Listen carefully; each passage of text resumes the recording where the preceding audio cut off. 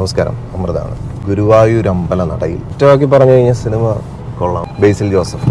അപ്പോൾ അദ്ദേഹത്തിൻ്റെ കോമഡി അത് പൃഥ്വിരാജുമായിട്ട് കോംബോ ആകുമ്പോൾ അത് എത്രത്തോളം വർക്കാവും എന്നുള്ളൊരു ആശങ്ക ഉണ്ടായിരുന്നു. പൃഥ്വിരാജ് ചെയ്ത കഥാപാത്രമായിരുന്നാലും ബേസിൽ ചെയ്ത കഥാപാത്രമായിരുന്നാലും അവരെ രണ്ടുപേരെ ഇൻട്രൊഡ്യൂസ് ചെയ്യുന്ന ആ ഒരു സീനുണ്ട്. ഫസ്റ്റ് സീനല്ല സെക്കൻഡ് സീൻ കണ്ടാണ് അല്ലേ, രണ്ടുപേരെ ഇൻട്രൊഡ്യൂസ് ചെയ്യുന്ന ആ ക്യാരക്ടറിനെ എസ്റ്റാബ്ലിഷ് ചെയ്യാനുള്ള സീനിൽ ശരിക്കും കയ്യിൽ നിന്ന് പോകുന്നു തന്നെ എനിക്ക് തോന്നി. അപ്പോൾ ഒരു മൂന്നാമത്തെ നാലാമത്തെ സീനിൽ തന്നെ സിനിമയുടെ ഒരു കംപ്ലീറ്റ് ഓവർവ്യൂ, അല്ലെങ്കിൽ ഇനി ഇങ്ങനെയൊക്കെ സംഭവിക്കാന്നുള്ള രീതിയിൽ ഒരു ബ്രേക്ക് ത്രൂ അവിടെ സംഭവിക്കുകയാണ്. പിന്നെ നമുക്ക് അറിയാം സിനിമ എങ്ങനെയൊക്കെ പോയാലും അതിനകത്ത് കോമഡി എലിമെന്റ്സ് ഒരുപാട് വരും. അപ്പൊ അങ്ങനെ ഒരു പ്രതീക്ഷ തുടക്കത്തിൽ തന്നെ ഈ സിനിമ തരുന്നുണ്ട്. പിന്നെ അങ്ങോട്ട് സിനിമ അതിനൊത്ത രീതിയിൽ തന്നെ പോയിട്ടുണ്ട്. ഒരുപാട് കഥാപാത്രങ്ങൾ ഇതിനകത്ത് വരുന്നുണ്ട്. ഓരോരോ കഥാപാത്രങ്ങൾക്ക് ഒരു ഇമ്പോർട്ടൻസ് കൊടുത്തുകൊണ്ട് തന്നെയാണ് സിനിമ മുന്നോട്ട് പോകണം. രണ്ട് നായകന്മാരാണ്, അവരെ എങ്ങനെ ബൂസ്റ്റ് ചെയ്ത് അവരുടെ ഒരു സിങ്ക് മാത്രമല്ല ഈ സിനിമ. ഇതൊരു സംഭവം അതിനെ എക്സ്പാൻഡ് ചെയ്താണ് കൊണ്ടുപോകണം. അപ്പൊ അതിൻ്റെതായിട്ടുള്ള ഒരു ജെന്യൂനിറ്റി നമുക്ക് ത്രൂ ഔട്ട് ദ സ്റ്റോറി നമുക്ക് ഫീൽ ചെയ്യുന്നുണ്ട്. ആ ഒരു സ്റ്റോറി ടെല്ലിങ്ങിൽ ഫീൽ ചെയ്യുന്നുണ്ട്. പിന്നെ പൃഥ്വിരാജ് എന്ന നടനിൽ ഞാൻ പൊതുവെ ശ്രദ്ധിച്ചിട്ടുള്ള അദ്ദേഹത്തിന്റെ കോമഡി ഹാൻഡ്ലിങ് കുറച്ച് ഓഫായിട്ട് തോന്നാറുണ്ട്, അഭിനയിക്കുന്നതായിട്ട് തോന്നാറുണ്ട്. പക്ഷെ ഈ സിനിമയ്ക്കകത്ത് അത് കറക്റ്റ് മീറ്ററിലാണ് പിടിച്ചിരിക്കുന്നത്. അത് ഡയറക്ടറിന്റെ സ്കില്ലായിട്ടാണ് ഞാൻ കാണുന്നത്. ഇതിന്റെ പല കോമഡി രംഗങ്ങൾ വരുമ്പോഴത്തേക്കും നമ്മൾ ഈ പണ്ട് സിനിമകളിലൊക്കെ കേൾക്കുന്ന മൃദംഗം ഒരുപാട് യൂസ് ചെയ്തിട്ടുണ്ട്. അത് ഭയങ്കര രസമായിരുന്നു. ആ ബാക്ക്ഗ്രൗണ്ട് സ്കോർ അങ്ങനെ കേൾക്കാം. പൊതുവെ നമ്മൾ ഇപ്പോഴത്തെ മോഡേൺ ന്യൂജൻ സിനിമകളിലൊക്കെ ഈ വെസ്റ്റേൺ സൗണ്ട് പ്രോഗ്രാമിംഗ് ഒക്കെയാണ് യൂസ് ചെയ്യുന്നതെന്നുണ്ടെങ്കിൽ ഇതിനകത്ത് നല്ല നാച്ചുറലി ഒരുപാട് ഇൻസ്ട്രുമെന്റ്സ് ഒക്കെ വെച്ചാണ് അത് ഹാൻഡിൽ ചെയ്തിരിക്കുന്നത്. ഒരു വെറൈറ്റി ആയിരുന്നു. സാധാരണ നമ്മൾ കേൾക്കുന്ന ഒരു ടൈപ്പ് സാധനമല്ല. പിന്നെ എടുത്തു പറയേണ്ടത് ഈ ബാക്ക്ഗ്രൗണ്ട് സ്കോറിങ് ചുമ്മാ അതിനകത്ത് ഇട്ടേക്കല്ല. അതായത് മാക്സിമം കോൺവെർസേഷന്റെ ക്ലാരിറ്റി കൊടുക്കാൻ വേണ്ടിയിട്ട്, അതായത് ഇവർ തമ്മിലുള്ള കോമഡി വർക്ക് ആവാൻ വേണ്ടിയിട്ടാണ്, ആ ഒരു കോൺവെർസേഷൻ പെർഫെക്റ്റ് ആവാൻ വേണ്ടിയിട്ട് അവിടെയൊക്കെ ബാക്ക്ഗ്രൗണ്ട് സ്കോർ അവോയ്ഡ് ചെയ്തിരിക്കുകയാണ്. അപ്പൊ ആവശ്യത്തിനും ഒരു എലിവേറ്റഡ് സ്റ്റേജ് എത്തുന്ന സമയത്ത് മാത്രമാണ് ബാക്ക്ഗ്രൗണ്ട് സ്കോർ അങ്ങനെ നന്നായിട്ട് എലിവേറ്റ് ചെയ്തെടുക്കുന്നത്. ആ ഒരു സീനിന് ആവശ്യമില്ലാതെ ഒരു സ്കോറും ചെയ്ത് വെച്ചിട്ടില്ല. അതാണ് എൻ്റെ ഒരു പെർഫെക്റ്റ് ബാലൻസിൽ പിടിച്ചിട്ടുണ്ട്. പിന്നെ മ്യൂസിക് ചെയ്തിരിക്കുന്ന ആളുടെ പേര് അങ്കിത് മേനോൻ.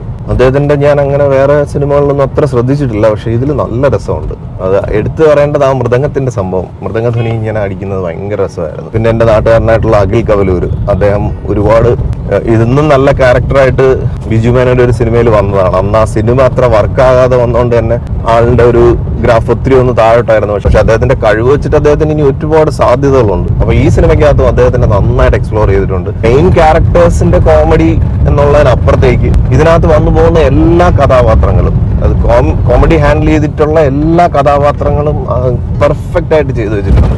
പിന്നെ ഇടയ്ക്കൊക്കെ കുറച്ച് വർക്കാകാത്ത കോമഡി ഉണ്ട്, പക്ഷെ എങ്കിൽ പോലും അതിനെ ഓവർകം ചെയ്യുന്ന രീതിയിൽ ഇപ്പൊ ഈ ഇൻസ്റ്റാഗ്രാം ഇൻഫ്ലുവൻസേഴ്സ് ആയിട്ട് വന്നിട്ടുള്ളവരൊക്കെ ശരിക്കും എക്സ്ട്രീം ലെവല്, മെയിൻ ആക്ടേഴ്സിനെക്കാളും നന്നായിട്ട് അവർ പെർഫോം ചെയ്തതുപോലെ എനിക്ക് തോന്നി. ഇന്ന് രോമാഞ്ചത്തിലൊക്കെ അഭിനയിച്ച ആ പയ്യനൊക്കെ നല്ല രസമായിരുന്നു. അദ്ദേഹമൊക്കെ നല്ല ഫ്യൂച്ചറിൽ ഒത്തിരി സാധ്യതകളുള്ളൊരു നടനാണ്.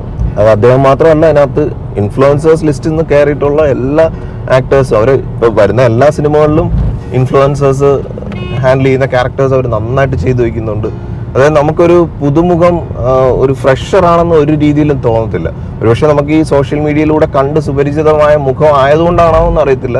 പക്ഷെ എങ്കിലും ബിഗ് സ്ക്രീനിൽ വരുമ്പോഴത്തേക്ക് പൊതുവെ അതിൻ്റെതായിട്ടുള്ളൊരു എവിടെയെങ്കിലും ഒക്കെ ഒന്ന് ആ ഒരു ഗ്രാഫ് താന്നു പോകാൻ സാധ്യതയുണ്ട്. പക്ഷെ എല്ലാവരും ഇപ്പൊ ആവേശം എടുത്തു കഴിഞ്ഞാൽ അതിനകത്തുള്ള ആ ഒരു 3 ട്രയോ ആയിരുന്നാലും അങ്ങനെ എല്ലാം പുതുതായിട്ട് വരുന്ന എല്ലാവരും ഒന്നിനൊന്ന് മെച്ചമായിട്ട് അഭിനയിക്കുന്നുണ്ട്. മൂവി പ്രൊമോഷനും അതിന്റെ സൈഡിൽ കൂടെ ഇവർ തന്നെ ഹാൻഡിൽ ചെയ്യുന്നുണ്ട്. അപ്പൊ എല്ലാം കൊണ്ടും ഒരു സോഷ്യൽ മീഡിയ ഇൻഫ്ലുവൻസർ സിനിമയിൽ വരിക എന്ന് പറഞ്ഞു കഴിഞ്ഞാൽ അതുകൊണ്ട് സിനിമാക്കാർക്ക് ഇരട്ടി നേട്ടമാണെന്നുള്ളതാണ് ഇന്ന് മനസ്സിലാക്കേണ്ടത്. പിന്നെ ഈ സിനിമയ്ക്കകത്ത് അവസാനം ഒരു ഫൈറ്റ് സീക്വൻസ് ഉണ്ട്. അത് ശരിക്കും എൻ്റെ ആവശ്യമൊന്നും ഉണ്ടായിരുന്നില്ലെന്ന് തോന്നി. കോമഡി എലിമെന്റ് ഒക്കെ കൊണ്ടുവരാൻ വേണ്ടിയൊക്കെ ചെയ്തു വെച്ചിരിക്കുന്നതാണ്, പക്ഷെ അത് ഫൈറ്റ് ഒഴിവാക്കാമായിരുന്നെന്ന് തോന്നി. പിന്നെ കുറച്ച് പഴയ സിനിമകളുടെയൊക്കെ റെഫറൻസസ് അവിടെ ഇങ്ങനെ കോട്ട് ചെയ്ത് പോകുന്നുണ്ട്. അതും സിനിമയ്ക്കൊരു അതൊരു രസകരമായിട്ടുള്ളൊരു ഫീൽ അത് സിനിമയ്ക്ക് കൊടുക്കുന്നുണ്ട്. പിന്നെ ഇതിനകത്ത് കോസ്റ്റ്യൂംസും ഭയങ്കര കളർഫുള്ളാണ്. ഈ ഗുരുവായൂർ അമ്പലനട ഗുരുവായൂർ വെച്ച് ഷൂട്ട് ചെയ്തതല്ല, സെറ്റ് ഇട്ടാണെന്നാണ് ഒരു പ്രൊമോഷണൽ ക്യാമ്പയിൻസിലൊക്കെ പറഞ്ഞത്. കാരണം ഒരുപാട് സ്ഥലത്ത് നമുക്ക് VFXും കൂടെ മെർജ് ചെയ്തിട്ടുണ്ട്. അപ്പോൾ സിനിമ അതായത് സെറ്റ് ഇട്ടിട്ടുണ്ടെങ്കിലും പല ഭാഗങ്ങൾ ആദ്യമൊക്കെ ഇവർ സെറ്റ് ഇട്ടിരിക്കുന്നത് അറിയാൻ പറ്റുന്നില്ല. കാരണം അത് ആളുകളെ ഫോക്കസ് ചെയ്തിട്ട് ബാക്കിയൊക്കെ ബ്ലേർഡ് ആയിട്ടാണ് കാണിക്കുന്നത്.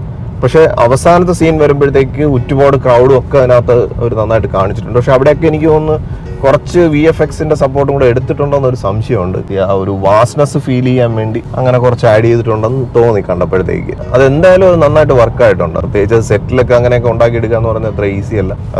അതിന്റെ ആർട്ട് ഡയറക്ടറുടെ സ്കില്ലാണ്. അപ്പോൾ അദ്ദേഹത്തിന് ഒരു ഹാറ്റ്സ് ഓഫ്. ഓവറോൾ നമുക്ക് കുടുംബമായിട്ട് പോയിരുന്ന് കാണാവുന്ന ഒരു നല്ല സിനിമ. ത്രൂ ഔട്ട് എൻഗേജിങ് ആക്കിയത് കൊണ്ട് തന്നെ എനിക്ക് ഔട്ട് ഓഫ് 10 ഞാൻ IMDbയിൽ ഒരു 9 റേറ്റ് ചെയ്യുന്നു. എന്തെങ്കിലും ആഡ് ചെയ്യാനുണ്ടോ? ഇഷ്ടപ്പെട്ട സിനിമ ഭയങ്കരമായിട്ട് ഇഷ്ടപ്പെട്ടല്ലേ? ശരിക്കും കുട്ടികളൊക്കെ ശരിക്കും എൻജോയ് ചെയ്യും സിനിമ. അപ്പോൾ എന്തായാലും നമുക്ക് അടുത്തൊരു സിനിമ വിശേഷമായിട്ട് ഗൂ ഒന്ന് കാണണമെന്നുണ്ട്. ഒരു ഹൊറർ ജോണറിലുള്ളതാണ്. അപ്പോൾ അതൊന്ന് കണ്ടിട്ട് അതിൻ്റെ വിശേഷമായിട്ട് നമുക്ക് വീണ്ടും കാണാം. Thank you for watching and thank you for supporting me.